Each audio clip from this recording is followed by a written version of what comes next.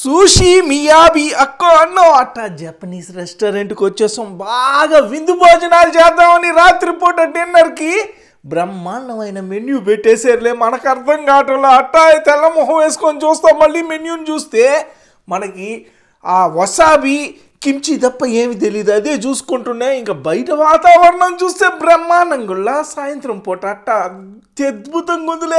8-9 అయ్యి ఉంటుంది టైం అంతే. ఆడ చూసే మార్షల్ ఆర్ట్స్ చేస్తూ ఉన్నారు. ఆ బిల్డింగ్లో కిటికీలో నుంచి చూస్తూ ఉంటే ఉన్నా పొడవ. నేను కూడా అట్ట మార్షల్ ఆర్ట్స్ చేసుకొని జుమ్ జుమ్ అని ఎగిరి టక టక టక చేద్దామని చూస్తా కూర్చున్నా చేద్దాం అనేసి. ఈ లోపల రెస్టారెంట్ని కూడా చూడండి బ్రహ్మాండంగా డెకరేషన్ చేస్తున్నారు. చూసారా? Japanese restaurant. ఇది ఎక్కడో కాదు, మా ఇంటి దగ్గరేలే, పెద్ద దూరం ఏం కాదు. దానికి అట్ట వచ్చాము ఈ రెస్టారెంట్కి తిందామనేసి. ఆడ మంచి పొడవ జర్మనీ ఫ్లాగు రకరకాల డెకరేషన్లు చేశారు. మనమైతే ఈ లోపల తెచ్చిన సోయా సాస్ని 2 పళ్ళేల్ని 2 కప్పుల్ని చూస్తా కూర్చున్నా.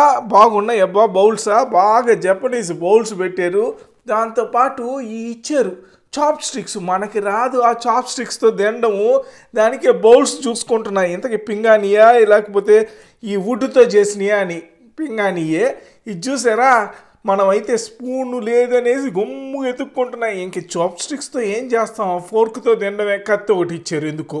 సరే ఏదైతేనేమే మనం తినే కిమ్చికి వాటికి వీటికి ఏం కావాలి ఇవి సరిపోతాయిలే అనుకొని గుమ్ము శుద్ధంగా కూర్చో ఉంటే పన్నా అంటే పెన్నా వాటర్ లాగా, పెన్నా అంటే పెన్నా రాసుకునే పెన్నా వాటర్ అది తెచ్చారు. అబ్బా ఇంకా దాంతోపాటు మనకి ఫస్ట్గా తెచ్చేసారు కిమ్చి. మన కిమ్మో కూడా భలే ఇష్టం అంట నార్త్ కొరియాలో ఈ కిమ్చి. పైన సెసిమి సీడ్స్ అంతా వేసా భలే సూపర్గా. క్యాబేజీ పికిల్ లాగా, అంటే ఊడబెట్టిన క్యాబేజీ పికిల్ అంటారా అట్ట. ఆ క్యాబేజీ పికిల్ బాగా దట్టమైన కారం వేసి ఇచ్చారు. నేను కొద్దిగా ఎక్కువ కారం కూడా అడిగా దానికే. నా కూతురు అయితే చాప్ స్టిక్స్తో తింటా ఉంది. నేనైతే మనకి ఎని పనికిరావనే శుద్ధంగా గుచ్చిపార్లకి ఫోర్క్తో అట్టా తింటా ఉంటే కిమ్చి రుచులు అదిరిపోయినాయి. కానీ పక్క రోజు పొట్టలోనే తేడా కొట్టేసింది కారానికి. అబ్బా స్టమక్ అల్సర్స్ అంటులా బగ మండిపోయింది. అంత కారం అయింది పో ఏమో కానీ తినేటప్పుడు తెలియలా. నా కూతురు అయితే ఓకినావా అంట మొత్తం సీ ఫుడ్డు అట్టా సుషీలు తీసుకుంది. ఆడేమో అల్లం మిర్చినా ఏదో అంటులా. ఆ లెక్కన పక్కన వసాబీ కూడా ఇచ్చారు. దాన్ని కూడా తిని చూపిస్తాలే. ఇంకా నా పెద్ద కూతురేమో ఏడ మంచి బౌల్లో టెరియాకి చికెన్ బౌలు అట్టా ఇత్తనాలు బీనీస్లు సలాడ్లు గిలాడ్లు అంతా వేసి అవకాడో వేసి బ్రహ్మాండంగా సెసిమి సీడ్లు తగిలిచ్చి సూపర్ డెకరేషన్ చేసి అద్భుతంగా ఇచ్చారు. ఫ్రైడ్ చికెన్ లాగా బ్రహ్మాండంగా ఉంది. నా కూతురు అయితే నీట్గా దాన్ని ఫోర్కుతో సపక్కని గుచ్చి లక్షణంగా ఒక్కొక్క రవ్వ చికెన్ పీస్ తింటా ఉంది బౌల్లో. ఇంకా దాంట్లో రైస్ కూడా ఇచ్చారు అడుగున. అంతా చూద్దాంలే నిదానంగా తినేటప్పుడు. బ్రహ్మాండంగా నా వైఫ్ అయితే చికెన్ రైస్ నూడిల్స్ పక్కన సలాడ్తో డెకరేషన్ చేసింది అది ఇచ్చారు. దాని మీద మంచి పప్పులు కూడా ఇచ్చారు, పిస్తా పప్పులు అన్నీ. కాకపోతే ఆ రైస్ నూడిల్స్ మీద కొద్దిగా చేప ఆయిల్ వేసినట్టున్నారు. చేప గబ్బు కొడతా ఉంది. అయితేనేమే కొద్దిగా సోయా సాస్ వేసుకుంటే బాగానే ఉంది తినేదానికి. కాకపోతే ఆ నీసు వాసనే బాగా కనిపిస్తూ ఉండింది.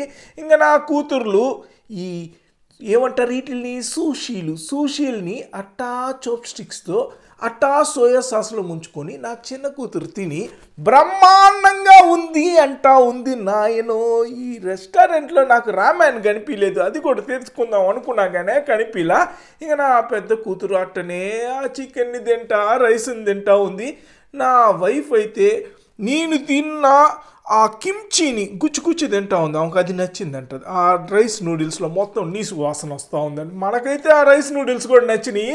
ఇక నా చిన్న కూతురు లాగిచ్చేస్తూ ఉంది సుషీలు అంటే పిల్లకాయలకి బ్రహ్మాండమైన ఇష్టం. నాకు కూడా భలే ఇష్టం. అబ్బో సుషీలు అంటే అట్ట ఆనందంగా తింటా కూర్చున్నారు.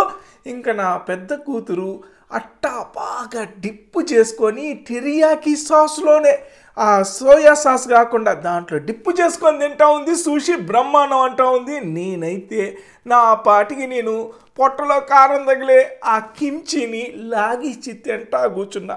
క్యాబేజీ పికిలు ఊరబెట్టి ఉడకబెట్టి కుళ్ళిపోయిన పికిల్ అన్నట్టు బాగుంటుందిలే. ఇది చూడండి, ఇది ఒకినావా అంతా సీ ఫుడ్ కదా, దానికి 3 రకాల చేపలు, 2 రకాల చేపలే, రొయ్య ముక్క, టూనా చేప, ఇంకొక పక్క ఈ లాచోస్ అంటే ఏమంటారబ్బా వీటినే నాకు మర్చిపోయానా, అదే సాల్మన్ చేప సెల్మాన్ చేప అంటుంది నా వైఫ్. సాల్మన్ చేపని దాని రైస్ ముద్దలో ఇచ్చి బాగా అది ఇచ్చారు. పక్కన వసాబీ, పక్కన అబ్బో అట్టా వెల్లుల్లిపాయ అంటారు, అదే జింజర్ని ఏమంటారు తెలుగులో, అల్లంని బాగా కట్ చేసి ఇచ్చారు. భలే ఉంది, అల్లం మిర్చిలాగా. అదేదో మా నాన్న చిన్నప్పుడు తెచ్చాడు ఒక అల్లంది, భలే ఉండేది. చిన్నప్పుడు రెగ్యులర్గా తినేవాళ్ళం డైజెషన్కి. ఇంకా సూషీలు ఇదన్నమాట తినేదానికి. నేనైతే చెప్పాను కదా, వసాబీని అట్టా నంచుకొని సూషీని అట్టా తిందామనేసి నేను కొద్దిగా సోయా సాస్ అంటే నా కూతురు వద్దు వసాబీతో తిను అన్నారు. తినిపారునుకే రుచి నాకు నచ్చలా, అది కారం అంట. నాకేమో పెద్ద కారం తగల, కానీ పక్క రోజు పొద్దున్న చూపించింది దాని ఎఫెక్ట్ కారం. ఇంతకుముందు చెప్పిలా కడుపులో అల్సర్లు అన్నట్టు బగ మండిపోయింది పొద్దున్నే. అప్పుడు కారం తెలియలేదయ్యో. ఇక్కడ చూడండి, నా పెద్ద కూతురు రొయ్యని తీసుకొని అన్నం ముద్దలో, అదే రొయ్యని కింద అన్నం ముద్ద పెట్టిలా దాన్ని సప్పని డిప్పు చేసుకొని సోయా సాస్లో తింటా ఉంది ఈ చాప్ స్టిక్స్తో. సప్పంట బాగునిందంటలే. అది స్టీమ్డ్ రైస్, ఏమంటారు స్టిక్కీ రైస్ అంటే గింజనంలాగా బాగా మెత్తగా ఉడకబెట్టిన అన్నాన్ని కింద పెట్టారు. దాన్ని సోయా సాస్లో డిప్ చేసుకొని ఒక రొయ్య ముక్క అంతే, దాన్ని అత్యద్భుతంగా నాక్కొని తినేస్తున్నారు. ఇంట్లో ఫుడ్ కంటే బయట ఫుడ్ బ్రహ్మాండంగా ఎవరికైనా ఇష్టం ఉంటుందో అంతే. నేనేం చేశానంటే రైస్ నూడిల్స్ అట్టా వసాబీలో కలుపుకొని కొద్దిగా సోయా సాస్ దిట్టంగా తగిలించుకొని ఆ రైస్ నూడిల్లో కొద్దిగా నీసు వాసన పోయేదానికి అట్టా అన్ని గబ్బర్ మిక్స్ చేసి పారనొక్కాను. ఇంకా రైస్ నూడిల్ని తింటా ఉంటే నాయనో బాగునింది. నాకైతే నచ్చేసింది, సూపర్గా నచ్చేసింది, బ్రహ్మాండంగా ఉంది. నా వైఫ్ తినలా, ఇంక మొత్తం నేనే లాగియాల్సి వచ్చిందిలే. అది కథ ఈ రైస్ నూడిల్స్ది. ఇంకా ఏడ చూసారనుకో, ఆ టూనా చేప, సాల్మన్ చేప, కింద అన్నం ముద్ద అంతే. ఒక ముద్ద అన్నము, ఒక చేప ముక్క అంతే. అబ్బా చూసేదానికి డెకరేషన్ బ్రహ్మాండంగా ఉంది. ఇంకా నా కూతురైతే సాల్మన్ ఫిష్ తీసుకొని ఆ రైస్ ముద్ద తీసుకొని డిప్ చేసుకుంటుంటే కింద పడింది. ఎందుకు మనకి ఈ చాప్ స్టిక్స్ అన్న? అవును నిజమే అంటా ఉనింది. ఇంకేం చేస్తుంది, చేత్తో తీసుకుంది, లక్షణంగా ఇండియన్ స్టైల్లో తింటా అనింది. తినమ్మ తల్లి, అప్పుడే రుచి నీకు నోటికి తెలుస్తుంది. అట్టా 4 ఏళ్ళు కానీ పట్టుకొని 5 ఏళ్ళని అట్టా నోట్లో కానీ తగిలిస్తే అప్పుడు మన రుచులు తగలుతాయి అన్న. ఇంక తీసుకుంది, ప్లేట్లో వేసుకుంది, నీట్గా పెట్టుకుంది. చేతులు జారుతున్నాయి, దానికే కొద్దిగా ఫోర్క్తో కట్ చేస్తా అనింది. ఇవన్నీ ఎందుకు తల్లే, నీట్గా చేత్తో తినేసి అన్నం ముద్దని ప్రశాంతంగా హ్యాపీగా ఉంటుంది అంటే ఇంకా తీసుకునింది. అబ్బా రౌండ్గా ముద్ద చేసి పారనొక్కి లక్షణంగా మంచి పిడికిల్లో పెద్ద ముద్దలాగా చేసుకొని ఆ ఒక్క ముద్దని అట్టా లక్షణంగా తిని సూపరు అంటా ఉనింది. ఇంకనేముందే లాస్ట్కి అట్టా మిగిలిన చికెన్లు రైస్ నూడిల్స్ ఇవన్నీ మనకు వస్తాయి కాబట్టి ఇంకా లక్షణంగా తింటా కూర్చున్నా. బాగుండిందబ్బా, వసాబీ బాగుంది, ఆ చికెను బాగుంది, సోయా సాసు బాగుండింది, దాంతోపాటు ఈ ఫ్రైడ్ చికెన్, అదే చికెన్ టెరియాకి బౌల్లో చికెన్, అది కూడా బ్రహ్మాండంగా ఉంది. రైస్ నూడిల్స్ అద్భుతంగా ఉన్నాయి. మొత్తానికి సుషి అద్భుతంగా ఉంది. వసాబీ రుచి కారంగా ఉన్నా కానీ పెద్ద నాకేమి నచ్చలా. 4-5 సార్లు తింటే వసాబీ నచ్చద్దేమో. చాలామందికి ఫేవరెట్ వసాబీ, నాకు తెలియదు ఎందుకో. సరే మనమైతే సోయా సాస్లో డిప్ చేసుకొని ఫ్రైడ్ చికెన్ లాంటి టెరియాకి చికెన్ని కూడా అట్టా టెరియాకి సాస్ మర్చిపోయా. టెరియాకి సాస్లో అట్టా లక్షణంగా తినిపారునుకే సూపర్ టేస్టీ విందు భోజనం. ఇంకా ఆఖరికి మనకు ఐస్ క్రీమ్ ఉండాలి కదా, దానికి మంచి మోచి ఐస్ క్రీమ్. ఇంకా నా కూతుర్లు ఆ డెకరేషన్కే ఫిదా అయిపోయారు. ఐస్ క్రీమ్ ముద్ద, మోచీలు, ఆ 2 ఆరెంజులు, ఇంకా మంచి టమాటా ఫ్లేవర్ కాదబ్బా, ఇదే మామిడికాయ ఫ్లేవర్తో పైనంతా డెకరేట్ చేశారు. ప్లేటింగ్ అయితే అదిరిపోయింది. ప్రతి ఐటెం మళ్ళీ డెకరేషన్తో సూపర్గా ఇచ్చారు. అందులో అసలే మేము హ్యాపీ మీల్లో వచ్చాం. అంటే 50% డిస్కౌంట్ రోజు మొత్తానికంటే ఆ రెస్టారెంట్లో ఈరోజు బిల్లు చెప్తా చివరాఖరికి.